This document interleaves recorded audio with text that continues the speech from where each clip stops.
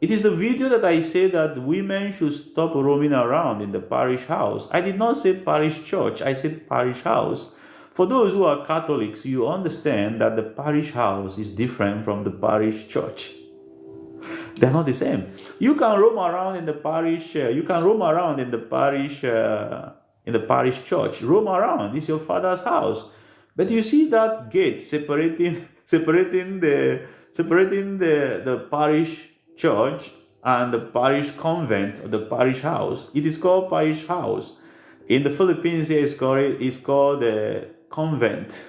In Nigeria, we used to call it what we called convent was for the Reverend Sisters, but here in the Philippines, it is called also convent. You see where the priests are living. You are not the cook. You are not the cleaner. You are not the accountant. You have no work doing there. Why are you roaming around? Are you looking for a land to sell? You want to sell the parish house?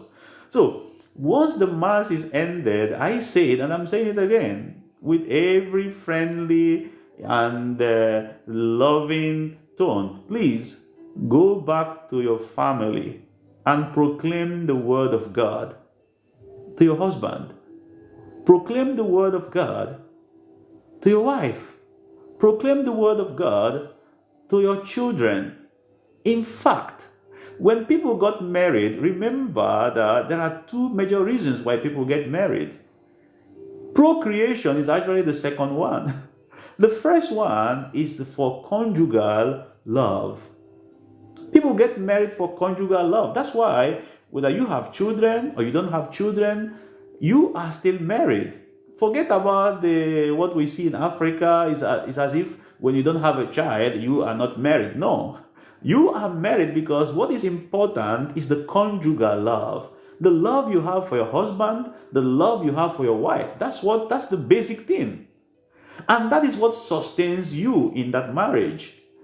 The second one is procreation, and the procreation has an attached responsibility, and that is educating your children.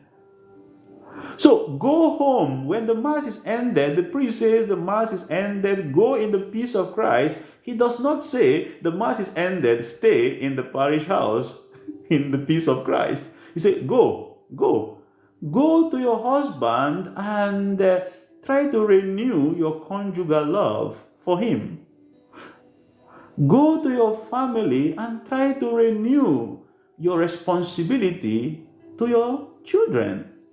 As a mother, it's so disheartening also to see women who will not cook food for their husband, but they cook delicious food for the priest. Yeah, it's good to take care of the priest. Please don't misunderstand me. It's okay to take care of the priest, but as a woman, as a mother, I think you should cook for your husband first. After you cook for your husband, then if there is a schedule to cook for the priest, but I advise that priests should have their cooks. Yeah. Just avoid the story that touches the heart. It's so terrible when a woman is, leaving the husband, the food you should cook for your husband, you're cooking more delicious food, you give your husband one meat, then you give the priest 10 meats, 10 pieces of meat, Then some women will also go as far as buying underwears for priests. How did you know the size of the priest? How did you know that? How did you know that? It's very suspicious. I have received a lot of fire from what I said. People are attacking me, but I'm just saying things that you already know. Why are you cooking delicious food? Yeah, it's good to cook delicious food. Give to the priest. Yeah, that's awesome. That's wonderful. That's good. But please, cook that food for your husband first. Your husband first before the priest. Cook it for your priest. Later. Then cook for your children. Take care of your children. Let your